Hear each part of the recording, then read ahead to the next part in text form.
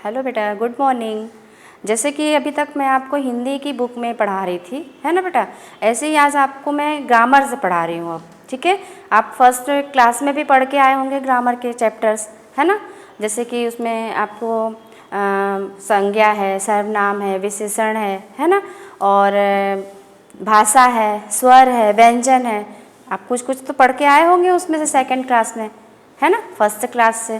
तो आज मैं आपकी ग्रामर बुक से, व्याकरण माला से कुछ पढ़ाने वाली हूँ। ओके बेटा, तो आपका ये जो फर्स्ट और सेकंड लेसन का मैंने पीडीएफ आपको दिया था, मैं उम्मीद करती हूँ बेटा आप लोग अपनी कॉपी में नोट लिखा होगा नीट एंड क्लीन, है ना बेटा। वर्क आप अपना कंप्लीट करते जाइएगा, ठीक है।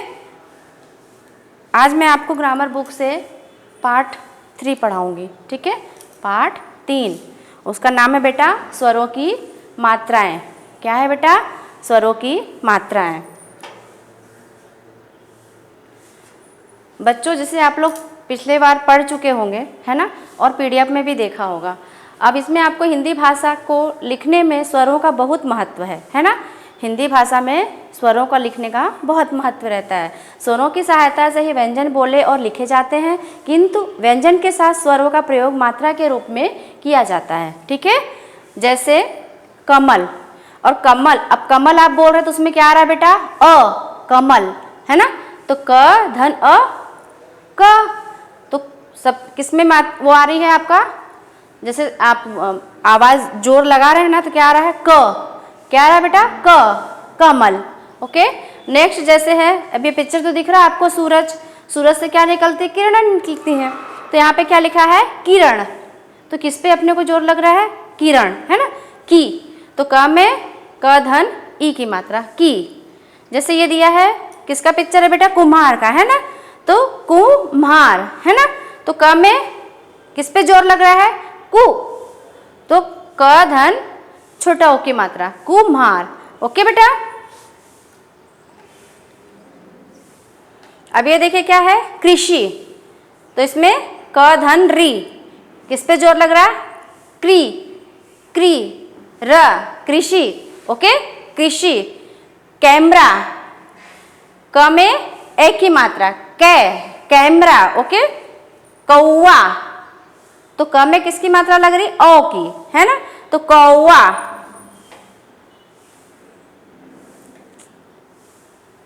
नेक्स्ट आपका बेटा कील। तो क में बड़ी की मात्रा आ रही है ना, कील। कूपक मीन्स कुआं, है ना। कुआं को यहाँ पे क्या बोला गया है? कूपक। ओके बेटा। तो क धन बड़ा ऊ की मात्रा क्या हो जाएगा? कु। जैसे दिया है केतली, है ना, केतली। तो इसमें क्या आ रहा है? एक ही मात्रा। ओके, तो केतली। कोयल, तो क धन किसकी मात्रा आ रही है? ओ की, है ना। तो ओ, इसमें कौन सा वर्ड आ रहा है? कोयल।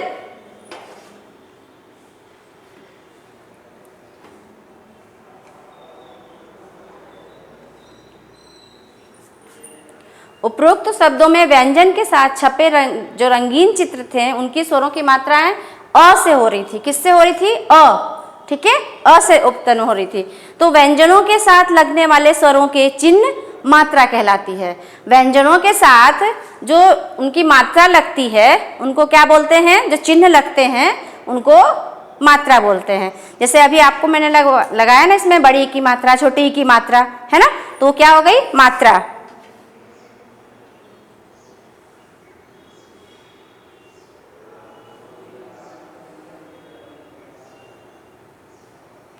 व्यंजनों के साथ लगने वाले स्वरों के चिन्ह मात्रा कहलाते हैं। अभी आपको मैंने ये बताया पहले, है ना बेटा। नेक्स्ट जैसे र के साथ उ, और उ बड़ा ऊ के साथ में मात्रा के बीच में लगती है, ठीक है। ये क्या है? र के साथ छोटा ऊ और बड़ा ऊ की मात्रा लगती है। कहाँ लगती है? बीच में। ओके बेटा। नेक्स्ट इसी में से जो पाठ अभी आपको मैंने पढ़ाया, इसमें कुछ क्वेश्चन दिए हुए हैं। सही उत्तर पर सही का चिन्ह लगाओ, है ना। सही उत्तर पर सही का चिन्ह लगाओ। जैसे दिया है, किस स्वर की कोई मात्रा नहीं होती है? अभी ऊपर आपने देखा होगा ना, जैसे अ की मात्रा पढ़ाई, आ की मात्रा पढ़ाई। अ में क्या है? कोई मात्रा नहीं होती। किसमें नहीं होती है? अ में। ओके, अ की, आ की, ई की, तो किस पे आप राइट करेंगे? अ की मात्रा पे। किस पे राइट करेंगे बेटा? अ की मात्रा पे। किस व्यंजन के साथ उ और बड़ा उ की मात्रा बीच में लगती है, वो भी अभी आपको मैंने ऊपर बताया। किस में लगेगी? र के साथ। जैसे इसमें दे रखा है घ म र, तो किसके बीच में लगेगी बेटा? र। ओके, इसमें कुछ वर्ड बने हैं। वर्ण और समूहों के प्रत्युक्त स्वरों के स्थान पर उनकी मात्राओं का प्रयोग करके शब्द बनाना है। ठीक है, जैसे लिखा है स प्लस आ प्लस ध प्लस उ। अब इनको आप जोड़ेंगे तो क्या हो जाएगा बेटा? साधु। और एक चीज और आप लोग याद रखिएगा, जो ये बुक में आपको मैं पढ़ा रही ना, आपके पास बुक होगी ना ग्रामर की, उसमें आप फिल करेंगे। ठीक है, तो बुक में भी आपके हो जाएंगे और आपके जो पीडीएफ मिलेंगे वो भी आप नोटबुक में लिखिएगा, लेकिन बुक का काम बुक में ही करेंगे। ठीक है बेटा, और उसको पढ़ेंगे। नेक्स्ट है बेटा म धन उ धन ल धन ई, तो क्या हो जाएगा यहाँ पे? मूली। त धन ए धन र धन आ धन क धन अ, इनको जोड़ेंगे तो क्या हो जाएगा? तै। तै तैराक, जो तैरते हैं उसको तैराक बोलते हैं। र धन उ धन प धन अ धन य धन आ, इसको क्या बोलेंगे बेटा? र में देखिए उ आ गया ना, रु। क्या बोलेंगे? र में उ की मात्रा लगी ना बीच में, तो क्या बोलेंगे? रुपया। ओके, अब देखिए बेटा इसमें कुछ पिक्चर दिए हुए हैं। जैसे ये है किला, किसका पिक्चर दिख रहा है? किला। तो आप यहाँ पे क्या लिखेंगे? किला। ओके, यहाँ पे क्या है पिक्चर? देखो बेटा, भालू। तो आप इस पिक्चर को देख के यहाँ पे क्या लिखेंगे? भालू। ये क्या है?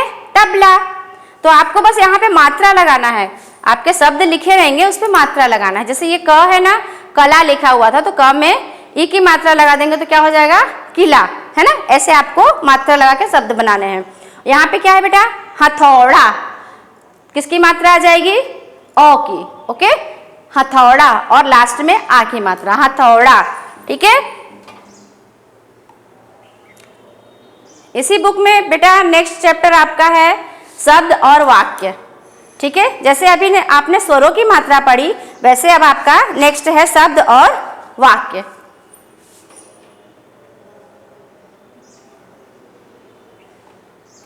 जैसे दिया है, उपर्युक्त चित्रों के नीचे शब्दों के निश्चित अर्थ हैं क्योंकि इनमें वर्णों का सही जगह प्रयोग किया गया है। ओके, किंतु उपर्युक्त वर्णों को ता धन छा, न धन र धन ही तथा र धन सु धन ज अव्यवस्थित क्रम में लिखने पर ताछा, नरही तथा रजसु बन रहे हैं, जिनका कोई अर्थ नहीं होता। जैसे उल्टा सीधा शब्द अगर आप जोड़ोगे, है ना, जैसे आप लिख रहे हो म धन क धन न, तो ये क्या बन रहा है? कोई शब्द नहीं बन रहा, रॉन्ग है ये। तो उल्टे सीधे शब्द उसमें अर्थ निकलते हैं। वर्णों का ऐसा समूह जो एक निश्चित अर्थ प्रकट करे, वर्णों का एक ऐसा समूह जो एक निश्चित अर्थ प्रकट करे, उसे क्या बोलते हैं? शब्द। क्या बोलते हैं बेटा? शब्द। ओके, जैसे ये देखिए दिया हुआ है, इसमें किसकी पिक्चर है? छाता। तो छा धन ता, तो ये बन गया आपका सही शब्द छाता। लेकिन इसी को आप जैसे लिखेंगे ता धन छा, तो ता और छा में कोई शब्द बन रहा है क्या आपका? ताछा कुछ बन रहा है? नहीं, इसका कोई मीनिंग, कोई अर्थ ही नहीं निकलेगा, लेकिन छाता का बन रहा है। ओके, जैसे आपका हिरण दिया हुआ है, ही धन र धन न, तो क्या बन रहा है? हिरण। सु धन र धन ज, तो क्या बन जाएगा बेटा? सूरज। तो ऐसे ही अगर जो सही शब्द आप, जैसे अब ये देखिए यहाँ पे अभी आपको मैंने बताया था ना, ता धन छा, तो ये क्या बन रहा है? ताछा। इसका कोई अर्थ नहीं, लेकिन अब इसको सीधा कर देंगे हम, छा धन ता कर देंगे तो छाता हो जाएगा। ओके, नेक्स्ट आप देखिए, जैसे कुछ शब्द यहाँ पे दिए हुए हैं, है ना। जैसे ये है बर्तन, पुजारी, चरखा, झरना, चाकू, बतख, गमला, मेज। इसको आपको रीड करना है, आपकी बुक में भी दिया हुआ है बेटा, तो ये आपको रीड करना है। ओके, संदूक, संदूक का मतलब क्या होता है? बक्सा। औजार, जिससे लकड़ी वगैरह काटते हैं, है ना। कुछ भी बिजली का काम सुधारते हैं। इसमें देखो जैसे प्लास दे रखा है, हथौड़ा दे रखा है ना, तो ये सब एक साथ मिल जाएंगे तो क्या हो जाएगा, औजार। ये क्या है बेटा, सड़क। सड़क कहाँ रहती है, जिसपे आप चलते हैं, गाड़ी वगैरह चलती है, उसको क्या बोलते हैं, सड़क। ये तो आपका मालूम ही है क्या है, झंडा आपका है ना, तिरंगा। ओके, जैसे अभी आपने शब्द पढ़ा, अब इसमें वाक्य भी दिया हुआ है इसी चैप्टर में। तो जब शब्द सही क्रम में लिखे या बोले जाते हैं तो वे वाक्य बन जाते हैं। जैसे जब भी अगर एक वाक्य आप लिख रहे हैं, जैसे राम घर जाता है या रानी खाना खा रही है, ओके, या हमारी अध्यापक क्लास में पढ़ा रही हैं, ये आपका क्या बन जाएगा बेटा, एक वाक्य बन जाता है ना। तो इसमें जैसे लिखा है मोर हमारा राष्ट्रीय पंछी है, मोर हमारा राष्ट्रीय पंछी है। ओके, इसके रंग बिरंगे पंख होते हैं, तो ये आपका क्या बन गया, दोनों वाक्य। क्या बन गया बेटा, वाक्य। उपरोक्त वाक्य में शब्दों का सही स्थान पर प्रयोग होने के कारण उनका अर्थ स्पष्ट हो रहा है। यदि शब्दों का प्रयोग सही स्थान पर न किया जाए तो उनका कोई अर्थ निकलेगा। जैसे अब ये देखिए, आपको इधर सही वाक्य बने हैं, अब इसको आप अगर उल्टा वाक्य बना देंगे तो इसमें कुछ अर्थ निकलेगा नहीं। पंछी है राष्ट्रीय, मोर हमारा, ये तो उल्टा सीधा हो गया ना बेटा, तो ये इसका कोई अर्थ नहीं निकलेगा। जैसे रंग बिरंगे होते पंख हैं इनके, ये भी रॉन्ग है। राइट क्या है आपका, ये वाक्य राइट है आपका, ठीक है, और ये गलत है, ठीक है। इस प्रकार शब्दों का ऐसा समूह जिनका अर्थ पूर्णतः स्पष्ट हो वाक्य कहलाता है। जो भी आप एक सेंटेंस ले रहे हैं उसका कोई अर्थ निकलता है, जो वाक्य आप ले रहे हैं उसका कोई अर्थ निकले तो ऐसा शब्दों का ऐसा समूह जिसका अर्थ पूर्णतः स्पष्ट हो, मतलब उनका अर्थ कुछ निकले, उसको ही हम वाक्य कहते हैं, है ना। और अगर जैसे कि किसी का कुछ अर्थ नहीं निकल रहा है तो उसको तो वाक्य कहेंगे नहीं, है ना, वो तो रॉन्ग हो जाएगा। जैसे इसमें कुछ दिया हुआ है, मैं आपको पढ़ा रही हूँ, आप अपने बुक में भी पढ़िएगा, ठीक है बेटा। जैसे लिखा है मम्मी पूजा कर रही है, सही है ये। टोकरी में फल रखे हैं, ये भी वाक्य बन रहा है आपका। जामा मस्जिद दिल्ली में है, टेलीविजन मनोरंजन का साधन है, ठीक है, ये आपके वाक्य बन रहे सही सही। पेड़ पर आम लगे हुए हैं, अध्यापक पाठ पढ़ा रहे हैं, जैसे मैं आपको पढ़ा रही हूँ ना, ऐसे इनके भी अध्यापक पढ़ा रहे हैं पाठ। यह गरिमा का घर है, ठीक है, विनय पौधों में पानी दे रहा है। अब जैसे बेटा आपको इसमें वर्ण किसे कहते हैं, आपको मैंने वैसे लिखने के लिए दिया है, उसमें डेफिनेशन बता रखी है। जैसे इसमें दिया है वर्णों का ऐसा समूह जो एक निश्चित अर्थ प्रकट करे शब्द कहलाता है। ओके, वर्णों का ऐसा समूह जो एक निश्चित अर्थ प्रकट करे शब्द कहलाता है। अगला है बेटा शब्दों का ऐसा समूह जिसका अर्थ पूर्णतः स्पष्ट हो वाक्य कहलाता है, ठीक है। वर्णों का समूह जो निश्चित अर्थ प्रकट करे वो क्या कहलाता है, शब्द, ठीक है। और शब्दों का समूह जो अर्थ प्रकट करता है वो क्या कहता है, वाक्य। इसी पाठ में आपका ये क्वेश्चन आया है, सही उत्तर पर सही का निशान लगाएंगे, ठीक है। जो सही उत्तर रहेगा उस पर आपको सही का टिक करना है। जैसे वर्णों का ऐसा समूह जो एक निश्चित अर्थ प्रकट करे कहलाता है। अभी ऊपर आपको मैंने पढ़ाया ना, वर्णों का ऐसा समूह जो एक निश्चित अर्थ प्रकट करता है उसको क्या कहलाता है, वो वाक्य, शब्द, स्वर। क्या कहलाएगा बेटा, क्या है यहाँ पे, शब्द। तो क्या लिखेंगे, किस पे राइट करेंगे, शब्द। ओके,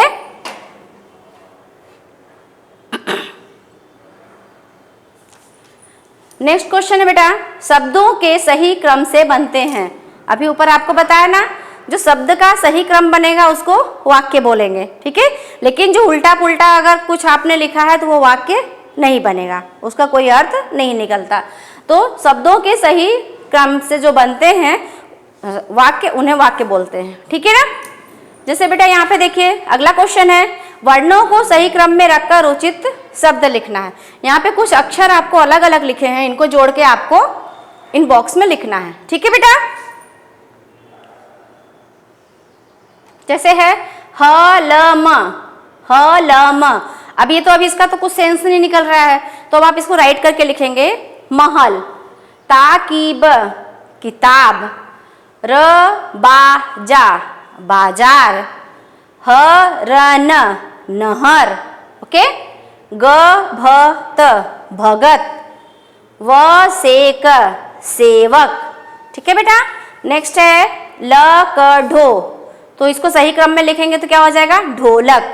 ठीक है, मकन, तो ये सही क्रम में क्या आएगा नमक। नीमछ, तो ये क्या आएगा बेटा मछली। या डाकी, तो क्या लिखेंगे इसमें डाकिया। दीरम, तो इसमें क्या लिखेंगे बेटा मंदिर, क्या लिखेंगे मंदिर। ऋषबा, तो क्या लिखेंगे बारिश। ओके, ये आपको अपने बुक में लिखना है। ठीक है, बुक में फिल करना है। इसमें बेटा ये जो एक घर जैसा कुछ चित्र बना हुआ है ना, इसमें कुछ सही और कुछ गलत मतलब लिखे हुए हैं शब्द। ठीक है, ये जो घर जैसा चित्र है इसमें कुछ सही और कुछ गलत शब्द लिखे हैं। तो आप यहाँ पे आपके पास 2 कॉलम दे रखे हैं, तो इसमें जो भी सही वाक्य है, सॉरी जो सही शब्द हैं वो आपको यहाँ पे चूज करके छांट के लिखना है। ठीक है, जैसे अब ये गणपा लिखा है तो गणपा का तो कोई शब्द ही नहीं है ना, रॉन्ग है ये। अब ये सैनिक है ना, सैनिक, नगर, दीमन, दीमन भी कोई चीज नहीं है ना, जीवन, भक्ति, ये सब राइट है। जैसे पपीहा है ना, ये भी मोनद भी कुछ भी नहीं है, रसवा भी कुछ नहीं है, शिकार, गहना, कछुआ, बाजार, लेजबी, ये भी कुछ नहीं है, धनुष, वयच, ये भी कुछ भी नहीं है ना, ये सब गलत हैं। और जो इसमें राइट है वो आपको कॉलम में लिखना है। जैसे यहाँ देखिए मैंने लिखा है पपीहा, गहना, शिकार, सैनिक, नगर, जीवन, भक्ति, बाजार, कछुआ, धनुष। अब आप ये देख रहे हैं मैम ने पपीहा कहाँ से लिख दिया है ना, तो आप ये जो बॉक्स बने हैं घर जैसा, इसमें आप खोजेंगे कि पपीहा कहाँ पे लिखा हुआ है। आपको दिख रहा कहीं पे पपीहा, इसमें पपीहा ये रहा है ना, तो ये पपीहा आप यहाँ लिख देंगे। ठीक है, जैसे गहना दिया हुआ है तो गहना कहाँ पे लिखा हुआ है बेटा, ये है ना, ऐसे आपको चूज करके यहाँ पे लिखना है। और अभी आपको जैसे बोला था ना गलत वाक्य लिखा रहेगा तो उसका कोई सेंस नहीं, कोई अर्थ नहीं रहता है ना। अब यहाँ पे देखिए कुछ गलत वाक्य लिखे हैं, इसको आपको सीधा करके यहाँ पे लिखना है। ठीक है, जैसे मीठा होता है स्वाद चीनी का, है ना, तो इसको सही कैसे करेंगे, क्या होता है चीनी का स्वाद मीठा होता है। ठीक है, नेक्स्ट है 3 रंग राष्ट्रीय होते हैं ध्वज में, ये तो उल्टा सेंटेंस हो गया, गलत है, तो आप यहाँ क्या लिखेंगे ध्वज में 3 रंग होता है। ठीक है बेटा, काला रंग होता कोयल का है, तो क्या लिखेंगे आप कोयल का रंग काला होता है। ठीक है, सफेद घास गाय खा रही है, ये सेंटेंस तो गलत है ही, है ना, तो वापिस आप यहाँ सीधा करेंगे सफेद गाय घास खा रही है। ठीक है बेटा, पत्र बांट डाकिया है रहा, तो डाकिया पत्र बांट रहा है। ठीक है,